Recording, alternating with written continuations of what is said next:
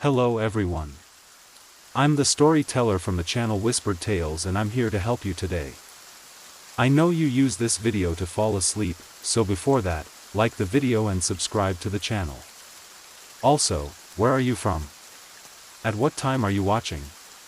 Now, get comfortable and relax.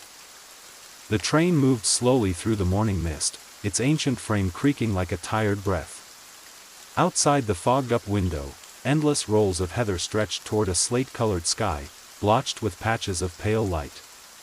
The woman sitting alone in her compartment, Eleanor, watched it all pass in quiet stillness, her breath leaving ghostly marks on the glass. She had come here for silence. For space. For something, not yet named.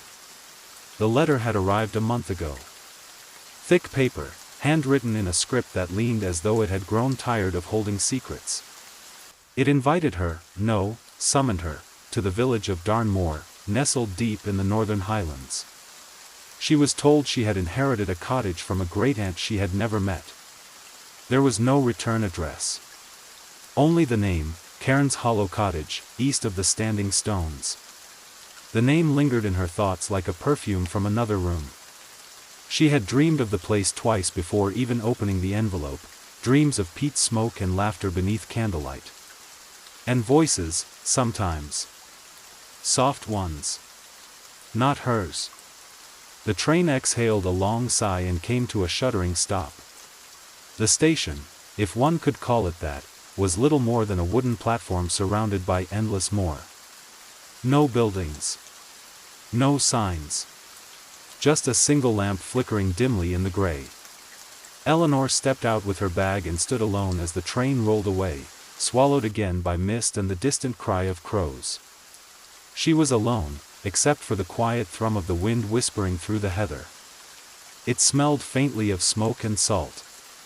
A narrow path led away from the station, winding like a seam through the moor.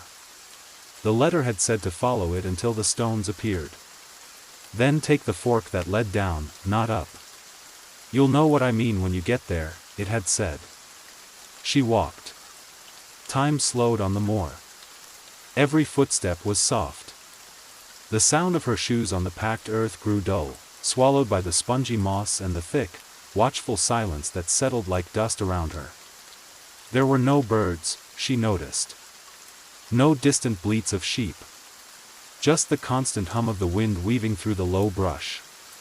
Once, she thought she heard a voice, a low, melodic murmur carried by the breeze, but when she turned, there was only the empty path winding away behind her, into the fog. After what felt like an hour, she saw them. The Standing Stones. They rose from the earth like teeth, tall, weathered monoliths marked with spirals and lines that shimmered faintly when the light hit them just so. They circled a hollow depression in the ground, ringed by moss and tangled roots.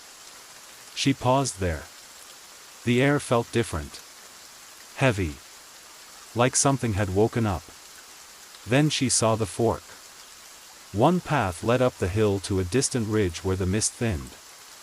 The other curved down, between two squat hawthorn trees, their limbs twisted like arms in sleep. She took the path down.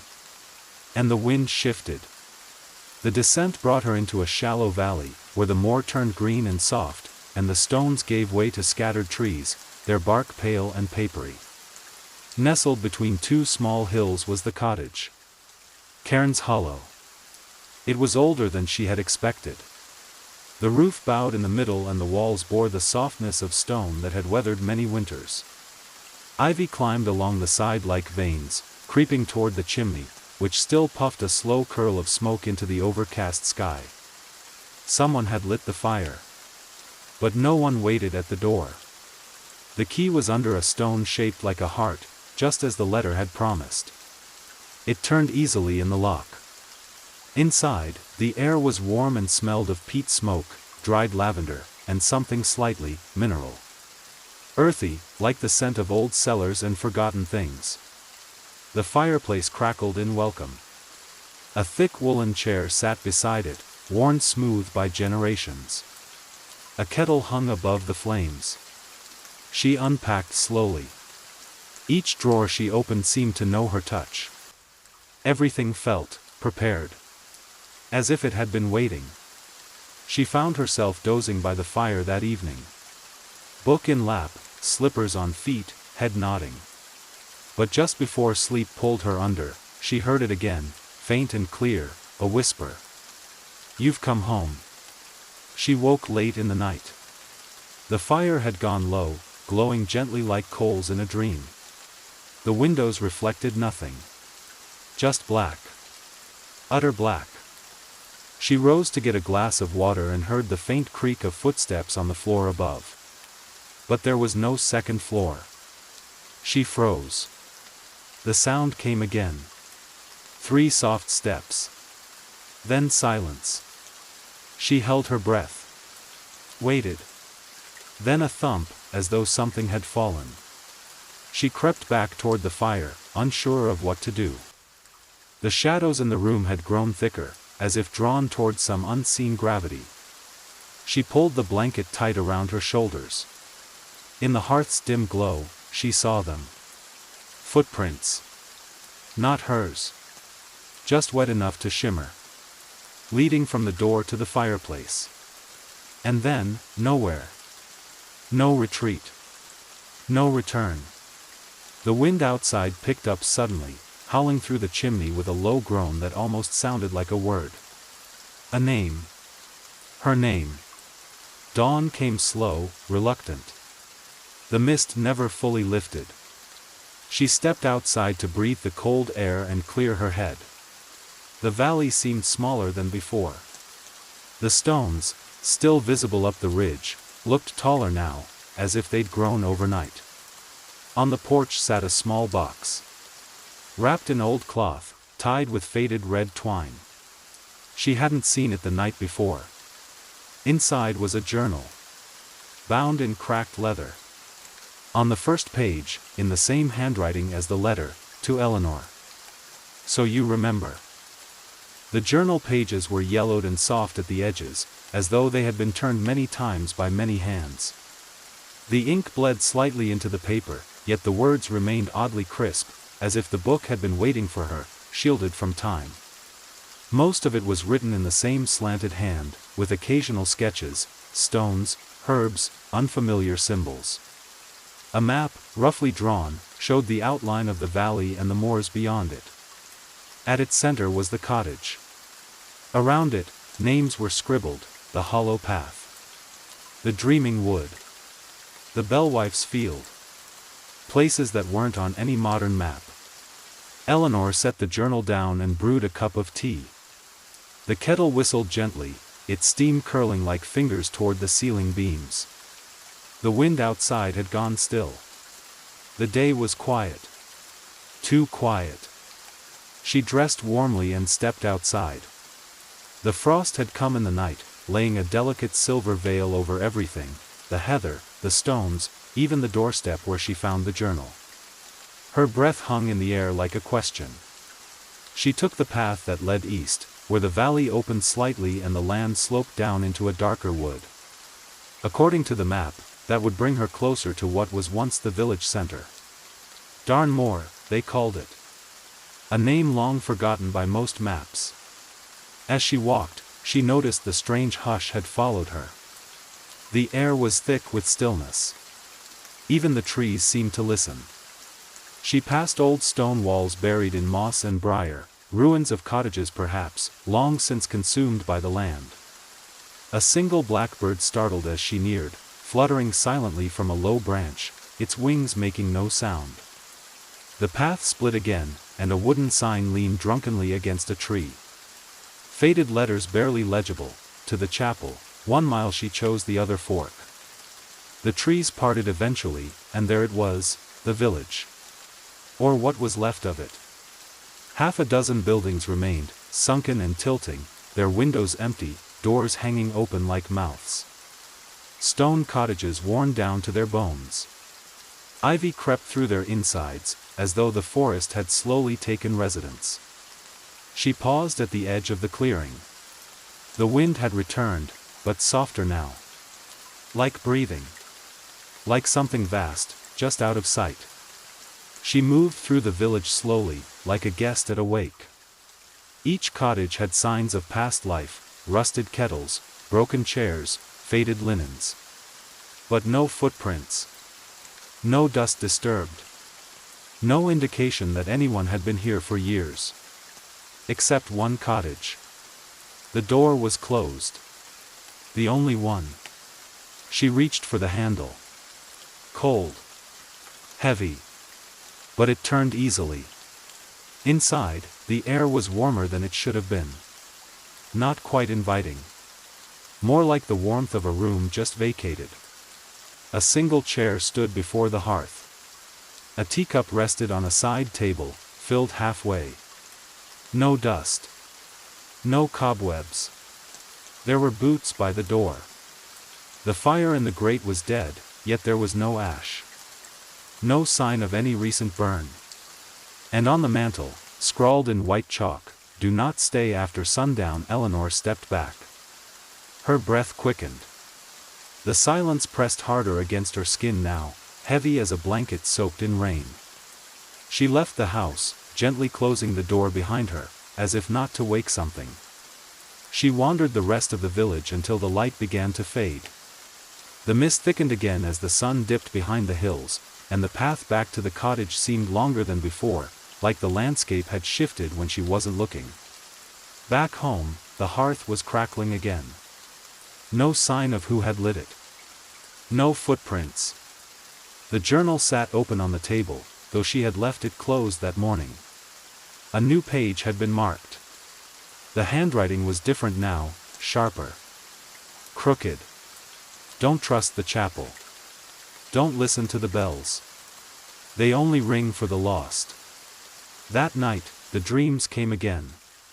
She walked through the village as it once was, alive, bustling with quiet folk who never spoke, only stared with dark, glassy eyes. The buildings were whole. The air was thick with the scent of burning sage and something metallic beneath it. She saw herself in the dream, standing in the chapel doorway. Someone behind her whispering, not in words, but through them, like wind whistling through bone. She turned, but woke. The cottage was cold again. The fire had gone out. And far in the distance, carried through the mist, she heard them. Bells. Not loud. Just a single, sorrowful chime. Then silence. Morning arrived pale and shivering. A light frost dusted the windows, and the mist outside clung low and thick. Eleanor didn't remember falling back asleep. She only remembered the bells. And the smell of earth. Freshly turned earth. She opened the door and nearly stumbled on a bundle. A cloth-wrapped parcel tied in twine. Same as the journal. But this time, it was damp. And heavier. Inside, a rusted lantern, a worn key, and a slip of paper. For the Bellwife's field. Come before moonrise. She studied the map again. The Bellwife's field was north of the chapel. Close to the moor's edge, where the heather grew thickest. She packed a small bag, lit the lantern, and set out. She didn't notice, as she left the cottage behind, the faint outline of a figure watching from the trees. Motionless. Silent. Waiting. The path toward the Bellwife's field wound through a tangle of trees so old, they leaned toward each other like gossiping elders. Their trunks were pale as ash, their branches bare despite the season. No bird sang. No leaves stirred. The only sound was Eleanor's boots on the moss-soft ground, and the occasional clink of the lantern at her side. Mist gathered low around her ankles, cold and clinging. Above, the sky showed no sun, only that same endless gray, like paper left too long in the rain. She hadn't meant to come this far, this soon. But the note had felt urgent. And something in her, some deep, ancestral murmur, had urged her forward. The woods grew denser. It was strange, she thought. There were no paths marked. But she never felt lost. Her feet knew where to go, even when her mind didn't. Like memory guided her body, not thought. Eventually, she reached the gate. A low stone wall surrounded a wide field of heather. At its center stood a figure. A scarecrow. Or so she thought at first. It was bound to a wooden frame, limbs tied loosely with what looked like braided hair. The head was not straw but something else. A face carved from driftwood.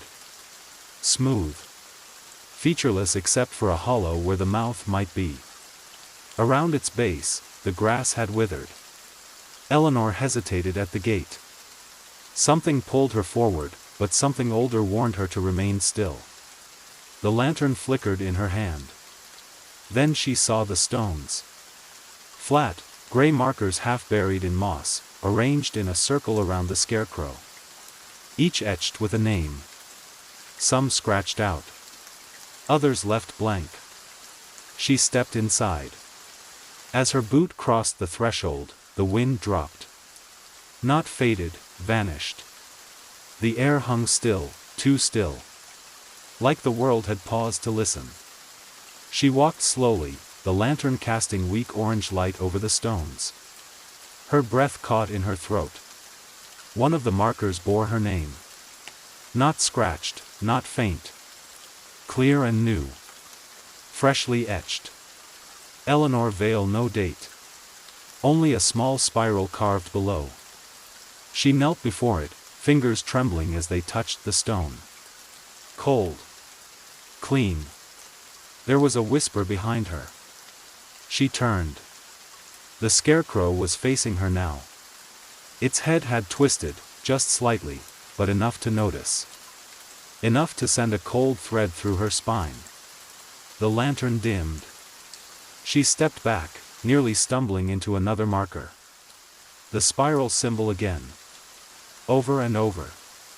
Carved on the stones, scratched into bark, woven into knots of heather. Everywhere. The wind returned suddenly, swirling in a circle around the field. Not touching her. Only circling. A warning. She turned and ran. Back through the gate, into the tangle of trees. And the woods had changed. The path was no longer clear. Trees pressed in close. Branches formed arches above her, their limbs like reaching fingers. But she kept running. She didn't stop until she saw the stream. Shallow and slow-moving, it ran like silver ribbon through the woods. On the far side stood a crooked wooden sign, Dreaming Wood. She hadn't passed this before. Had she? There was a small bridge, barely more than planks. As she stepped onto it, she heard them again, voices. Faint. Feminine. Whispering, just at the edge of hearing. She froze. The water beneath the bridge was so still she could see her reflection perfectly. But it wasn't her. Not quite. The face in the water blinked out of time with hers. Its mouth moved before hers did. And its eyes, dark, hollow, did not reflect the lantern's light. The voice came from the water then. Go back, child of the spiral. This path is not for the waking. Eleanor stumbled off the bridge, her breath catching in panic. Her heart raced. She looked again at the stream. The face was gone. Only ripples remained. She pressed forward. The forest grew denser, darker. The trees curved into strange shapes, arches, spirals, circles. Natural, but not. And the mist changed color. Pale blue, like milk tinged with moonlight. She followed it. It led her to a clearing. At the center stood a single tree, enormous and ancient. Its roots were exposed like ribs, its bark marked with hundreds of small carvings, names, spirals, eyes. And one word etched deep into the trunk, remember. She stepped closer. At the base of the tree lay a bundle of fabric. A shawl. Embroidered with the same spiral patterns. As she picked it up, the whispering returned. Louder now. Surrounding her. But not hostile. Not threatening. Sad. She looked up into the tree's branches. Hung from them were dozens of wind chimes, bone, wood, glass. They rang softly despite the still air. Each note different. Each one, a voice. She stood there for a long time, unable to move. The sound was hypnotic. Comforting and mournful. She remembered stories. Ones never told aloud. Passed down in dream and blood. Of the bell wife. Of the circle. Of the dreaming wood. Of women who vanished. Not stolen. Not lost. Chosen.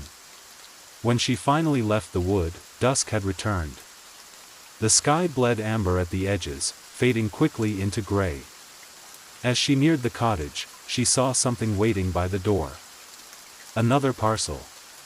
This time, smaller. Wrapped in old linen, stained slightly at the corners. Inside, a single brass bell. A lock of her own hair. And a note.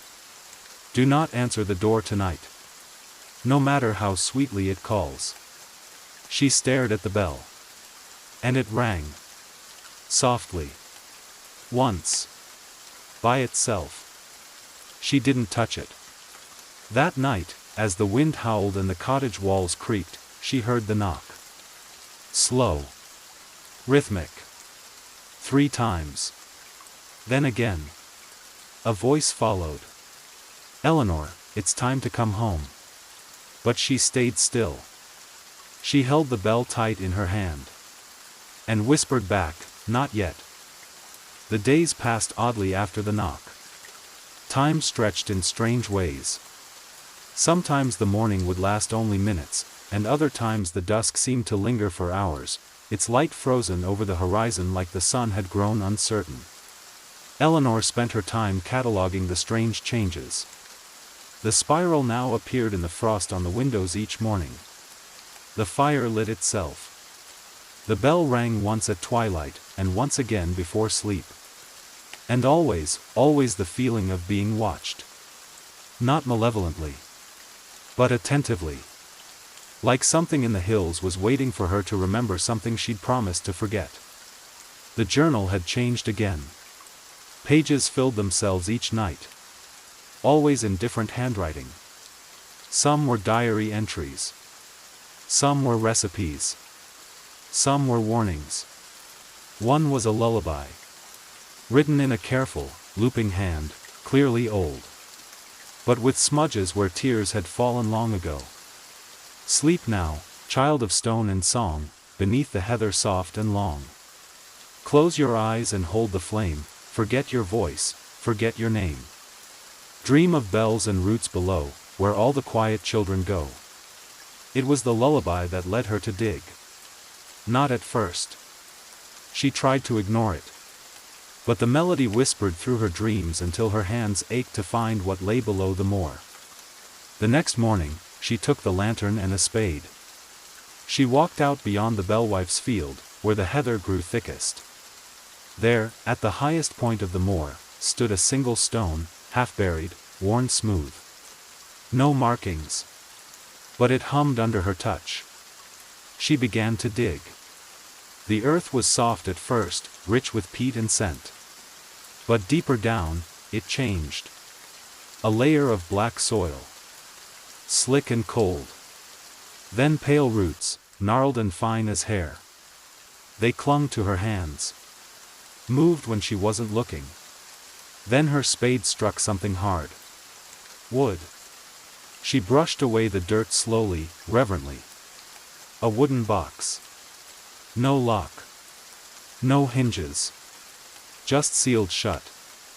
She lifted it, but it felt too light. Empty. Back at the cottage, she opened it. Inside was only a length of red thread, wrapped around a single human tooth. And beneath it, carved in the wood, she left it here for you. When the time comes, follow the thread.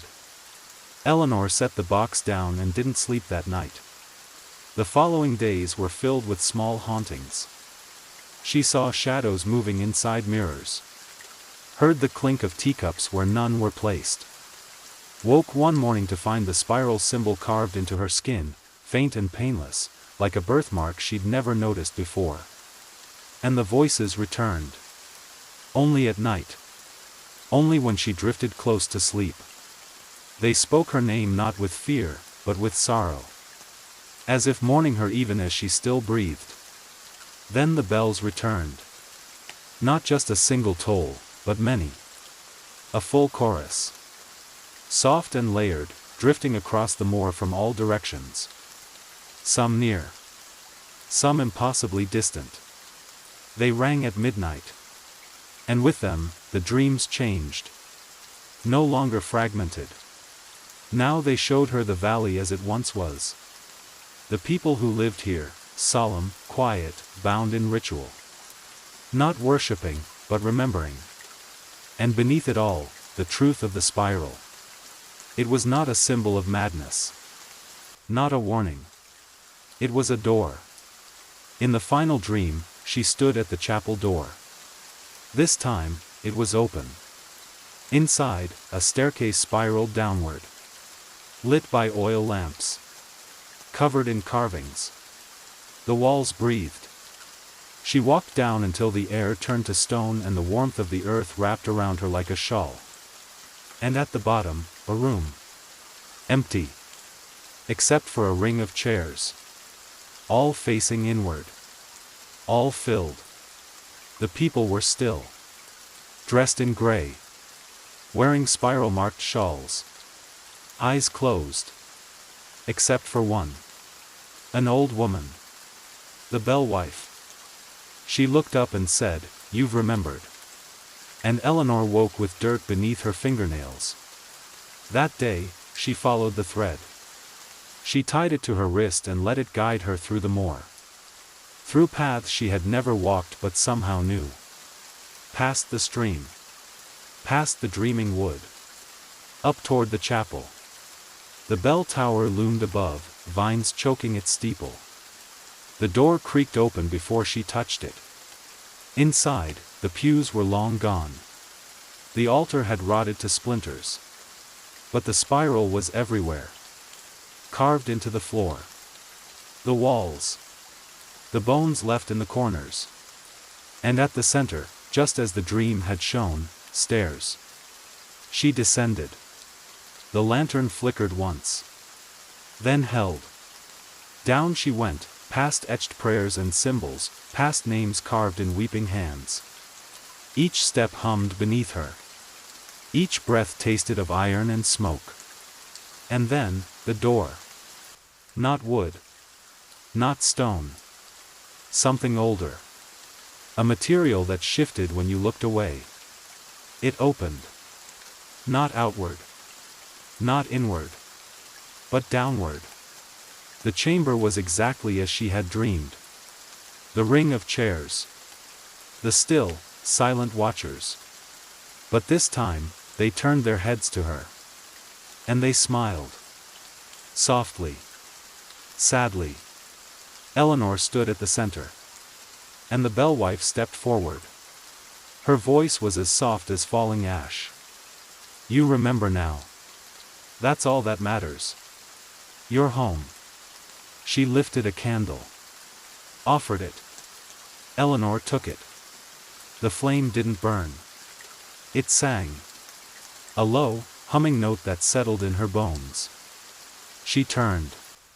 Took her seat. And the spiral closed behind her. Above, the moor sighed. The heather rustled gently, though no wind stirred it. A bell rang once. And then, silence. There was no sunrise. The sky simply lightened, as if remembering how. The moor was still.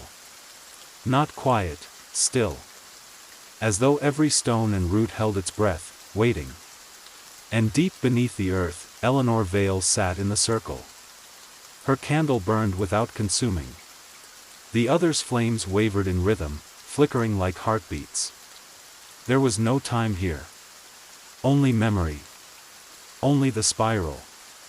She didn't sleep. Not anymore.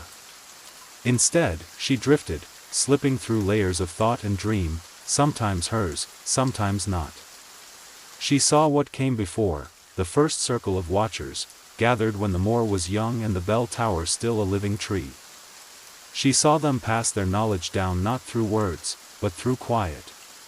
Through touch. Through the shape of spirals carved in bark. They were not witches. They were not saints. They were the remembering. Each time the land forgot itself, each time something unspeakable clawed its way through time's cracks, it was the circle who watched. Who waited. Who guided it back below.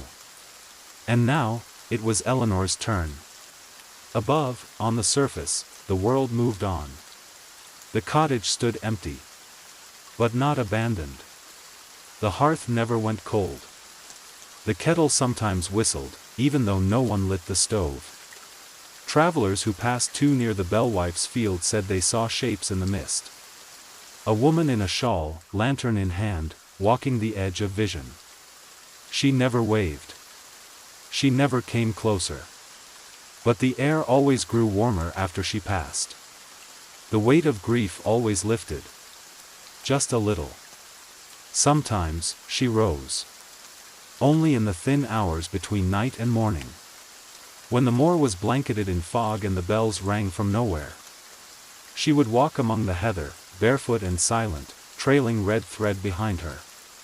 And if someone was lost, truly lost, she would find them. She wouldn't speak. She didn't need to. She would take their hand, place a bell in their palm, and show them the path. Not to safety. Not to salvation. But to remembering. One winter, the valley experienced a silence that lasted 7 full days. No birds. No animals. No wind. Snow fell soundlessly, blanketing the field, the wood, the chapel, even the stream. And when it melted, something had changed. A new stone stood in the field. Smooth. Bare. Until it rained. And then the spiral appeared. Not carved, grown. Like the land had breathed it into being. Eleanor's name faded from the stone over time. Not because it was forgotten, but because it was fulfilled. The spiral does not keep. It does not possess. It carries. It completes. The dreaming wood bloomed every spring with blue flowers that no one could name. They grew in circles. And the wind chimes in the trees, bone, glass, and root, sang to the sleepers below. A song not meant for waking ears, but for those standing just at the edge of dream. Many years later, a child wandered too far from her village. She followed the sound of bells through the fog. At the edge of the moor, she found a candle, still lit, resting on a stone. She picked it up and turned toward the heather. And someone was waiting for her. A woman with silver-threaded hair. A shawl of spirals. No face. But not faceless. Only, shifting. Soft. Familiar. The child took her hand. And the spiral opened again. And somewhere, far beneath the roots and the moss and the stone, Eleanor Vale smiled. Not with lips. But with memory. With knowing. Because the circle had not broken. And in the deep, quiet dark, the spiral remembered.